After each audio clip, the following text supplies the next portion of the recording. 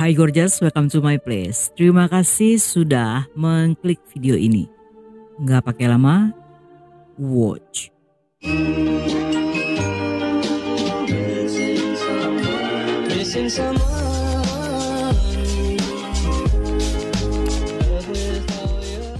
Siapa yang suka nonton cerita kriminal seru sambil ditemani host ganteng yang imut?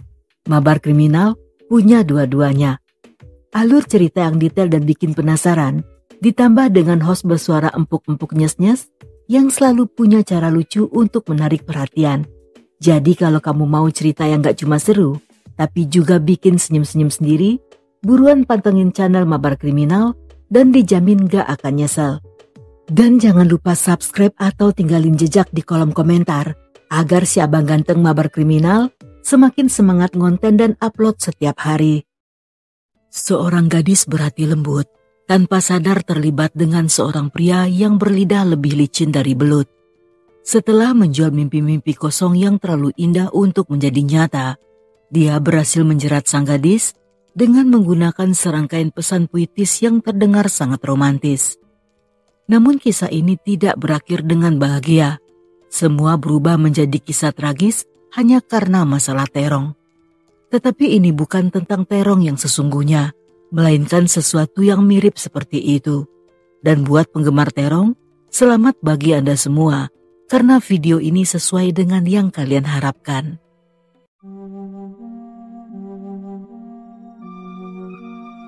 Pada musim panas 2021, tepatnya pada Jumat malam 6 Agustus, seorang wanita bernama Megan yang baru berusia 23 tahun, saat itu menghilang tanpa jejak hanya beberapa hari sebelum ulang tahunnya yang ke-24. Kejadian itu berlangsung di Nunatown, yang merupakan sebuah kota pasar yang terletak di Warwickshire, Inggris. Kota ini telah berkembang pesat menjadi pusat industri pertambangan batu bara sejak pertengahan abad ke-19. Megan meninggalkan rumah orang tuanya sekitar jam 7.30 malam. Dia memberitahukan pada ibunya Elaine bahwa dia akan bertemu seseorang untuk jalan-jalan. Malam itu Megan tidak berdandan atau bahkan mengenakan pakaian khusus, sehingga Elaine merasa bahwa anak perempuannya itu pasti pergi bersama seseorang yang membuatnya merasa nyaman. Dan kepergiannya terasa seperti rutinitas biasanya dan bukanlah merupakan sesuatu yang aneh. Sedangkan ayahnya Anthony percaya bahwa Megan akan segera pulang dalam beberapa jam saja.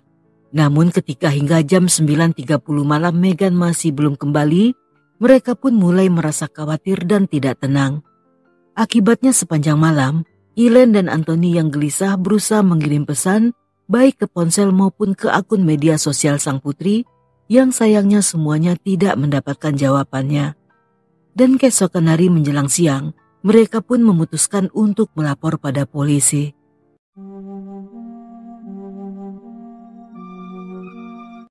Megan atau yang lebih akrab dipanggil Meg, lahir pada hari terpanas di bulan Agustus 1997. Sebagai anak tengah, dia memiliki seorang kakak perempuan bernama Claire dan seorang adik laki-laki bernama John.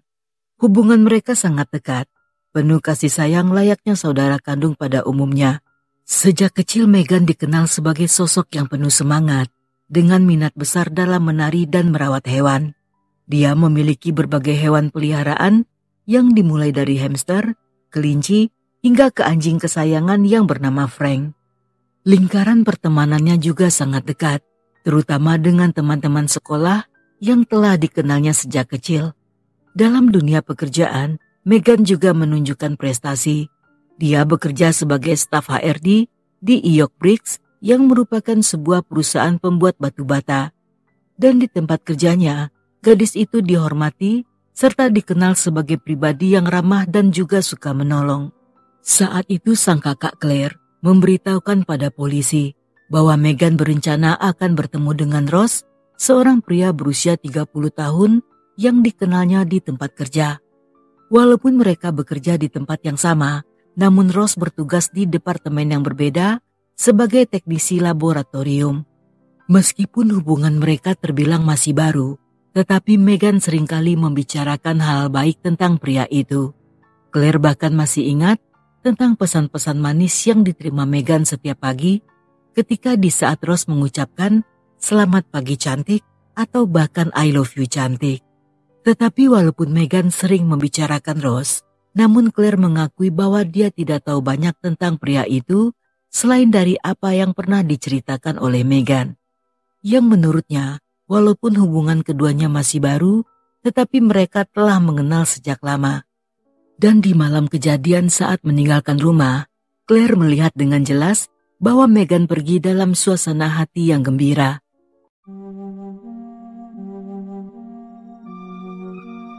Setelah melakukan penyidikan dengan memeriksa CCTV jalan yang menggunakan teknologi pengenalan plat nomor otomatis, polisi pun berhasil melacak mobil Meghan yang merupakan sebuah mobil Citroen C berwarna putih saat meninggalkan rumahnya pada jam 7.30 malam.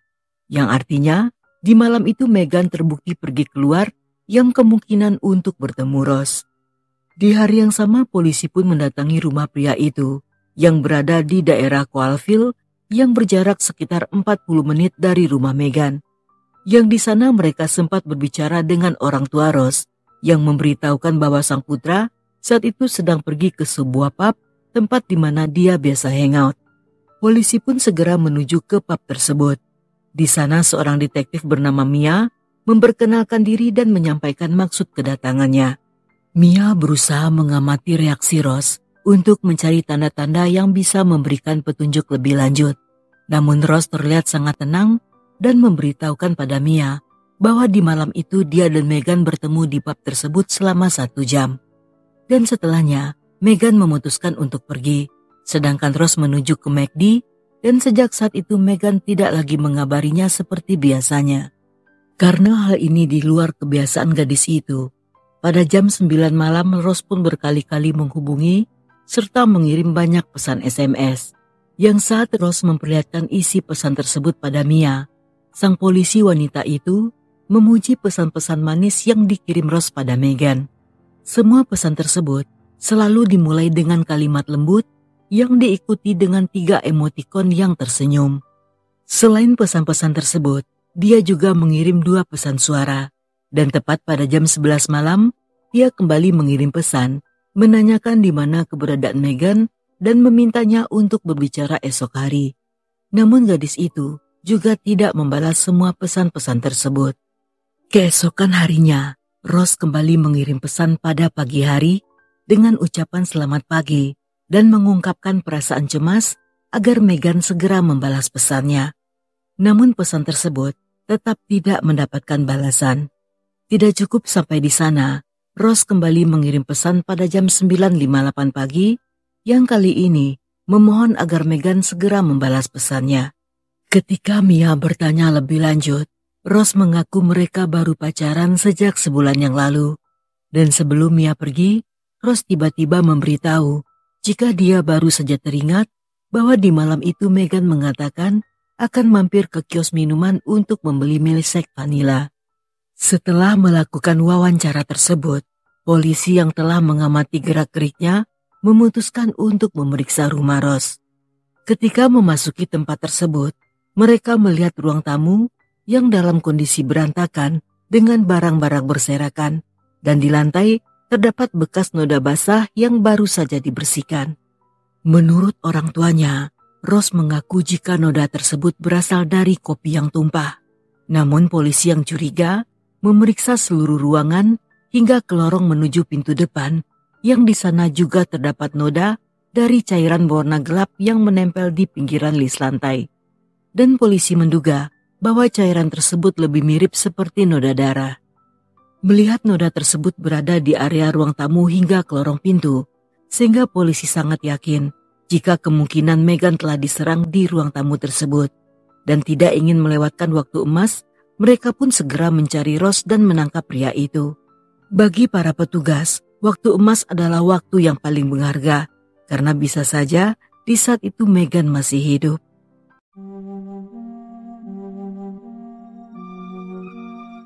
Saat di borgol, walaupun tampak tegang namun Ross berusaha bersikap tenang. Dan ketika polisi menanyakan keberadaan Meghan, Ross menjawab dengan menyebutkan lokasi yang berada di Woodhouse tepatnya berada di Charlie Road. Dia bahkan mengungkapkan bahwa Megan sudah meninggal, dan ketika mendengar hal ini, para polisi termasuk seorang petugas K9 bernama Thomas saat itu segera membawa beberapa anjing pelacak dan menuju ke lokasi yang disebutkan pria itu. Di mana lokasi tersebut adalah sebuah jalan pedesaan yang dibatasi oleh tembok batu tua yang ditumbuhi dengan tanaman hijau. Karena sudah tengah malam, sehingga mereka menggunakan bantuan lampu helikopter untuk menyorot di sekitar area. Dan sekitar 100 meter dari mobil patroli polisi, mereka menemukan sebuah petak rumput yang tampak seperti telah diinjak-injak, terletak di antara jalan dan tembok batu setinggi 121 cm.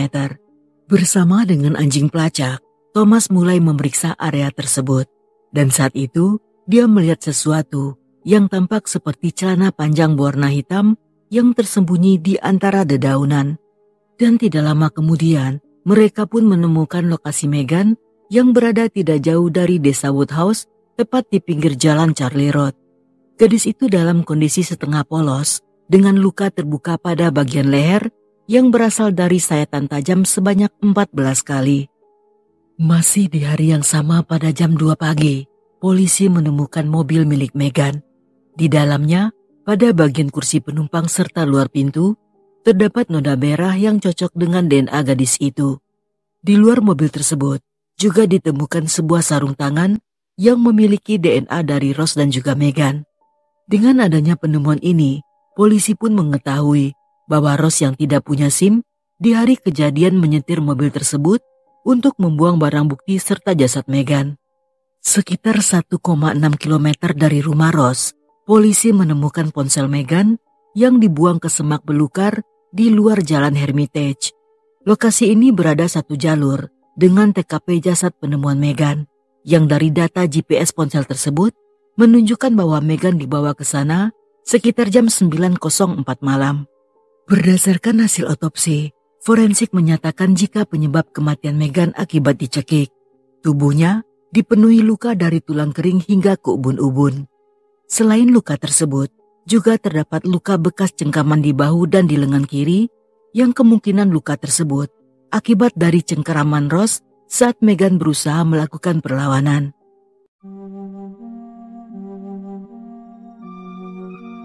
Dalam penyidikan lanjutan, diketahui bahwa selama berhubungan, keduanya telah bertukar pesan sebanyak 3.500 pesan SMS, yang hampir dalam semua pesan tersebut, pria itu berkeluh kesah dalam menceritakan tentang kisah langkitang cucutnya yang berbeda dari pria lainnya.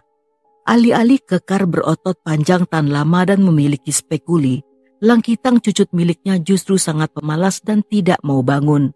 Yang hal ini membuatnya kehilangan percaya diri serta merasa tidak aman.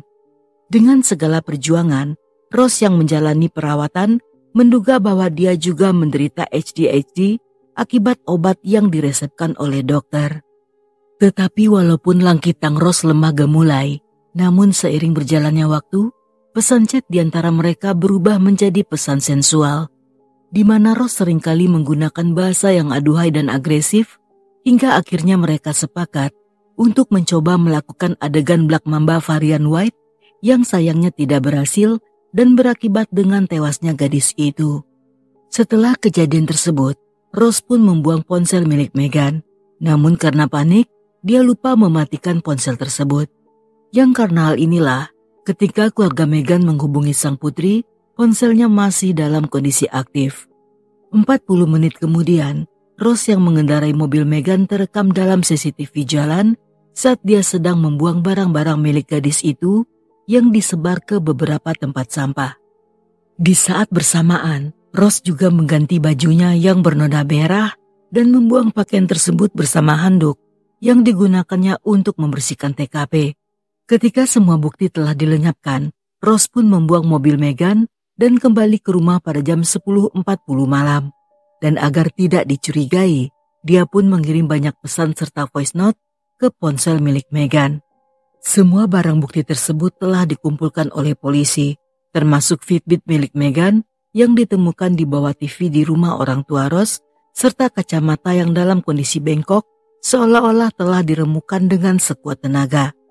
Dengan adanya temuan tersebut, polisi meyakini jika setelah Ross mencekik Meghan, dia melukai leher gadis itu dengan menggunakan sajam yang diambil dari dapur ibunya, yang bertujuan untuk memastikan jika Meghan benar-benar telah meninggal. Dari riwayat pencarian di internet, sekitar jam 11 malam, Ross melakukan pencarian dengan kata kunci cara mengungkapkan cinta pada seorang gadis, yang kata-kata dari website itulah yang dikirimkannya pada Meghan. Beberapa jam kemudian, dia kembali melakukan pencarian informasi tentang para serial killer, yang salah satunya adalah bernama Levi yang didakwa atas pembunuhan, pemerkosaan, serta pencurian di Inggris. Keesokan paginya dia kembali membuka internet dan mencari informasi tentang pembunuhan, serta menonton film dewasa selama 17 menit. Dan setelahnya, dia pun mengirim pesan SMS serta pesan suara yang ditujukan ke nomor Meghan.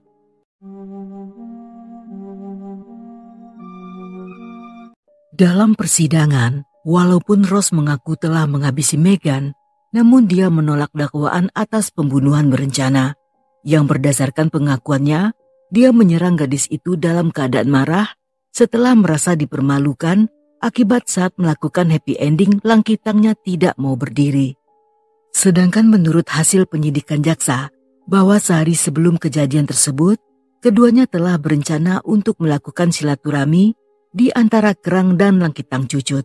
Namun Ross yang menyadari jika langkitangnya tidak mau berdiri, saat itu segera memesan obat kuat dan setelahnya mengundang Meghan untuk datang ke rumahnya. Karena di saat itu orang tua Ross sedang tidak di rumah, mereka dengan bebas melakukannya di kamar pria itu. Tetapi walaupun Ross telah berusaha keras, tetapi sang langkitang masih saja lemah, letih dan juga loyo. Dan hal ini membuatnya kesal, serta melampiaskan emosinya pada Meghan. Di luar hasil pemeriksaan jaksa, Ross juga mengaku pada beberapa saksi yang dihadirkan dalam persidangan, di mana pria itu memberitahu mereka jika semasa kecil dia pernah mengalami pelecehan oleh salah seorang narapidana terkenal di daerah tersebut yang diketahui bernama Stephen. Tetapi Stephen sendiri tidak bisa dihadirkan sebagai saksi karena pria itu telah meninggal sejak beberapa tahun sebelumnya. Dan akibat peristiwa tersebut, dia juga menderita PTSD yang tidak terdiagnosis. Dan menurut Ross, setelah gagal membangunkan langkitangnya, tiba-tiba Meghan berusaha keras untuk membangunkan langkitang langka tersebut dengan cara memasukkan ke dalam mulutnya. Namun hal ini seketika memicu trauma lama yang pernah dialami Ross, yang membuatnya teringat saat Stephen sedang melakukan hal yang sama terhadap langkitangnya, sehingga dia pun hilang kendali dan mencekik gadis itu. Dengan berpura-pura menyesal, Ross menjelaskan bahwa Meghan adalah salah satu dari sedikit orang yang dia percayai, serta nyaman untuk diajak bicara dan tidak pernah menghakiminya. Bahkan saat Ross sedang marah, gadis itu juga selalu merespon dengan lembut.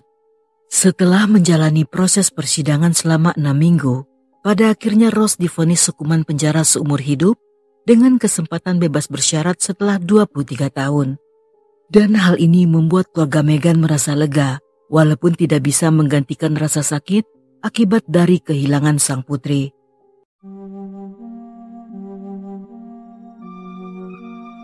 Sejak kecil Meghan dikenal memiliki semangat dan ambisi yang tinggi. Salah satu mimpinya adalah berlatih dan berlari maraton. Sehingga sebagai bentuk dukungan dan penghormatan terhadap gadis itu, pada bulan November, 50 anggota keluarga dan teman-temannya mengikuti lari maraton sejauh 5 km untuk mendukung Meghan dan White Ribbon Charity. Lembaga nirlaba ini memiliki tujuan untuk mengakhiri kekerasan terhadap wanita dan anak perempuan. Kegiatan ini berhasil mengumpulkan lebih dari 50 juta.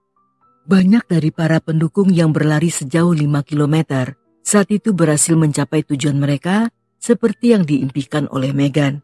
Sumbangan yang terkumpul di pemakamannya juga berhasil mendanai sebuah yayasan anjing yang didedikasikan untuk menghormati namanya. Dan tidak lama setelahnya, keluarga Meghan juga mendirikan yayasan bernama Meghan Foundation yang merupakan sebuah yayasan yang bertujuan agar warisan Meghan tetap hidup dan berguna bagi banyak orang.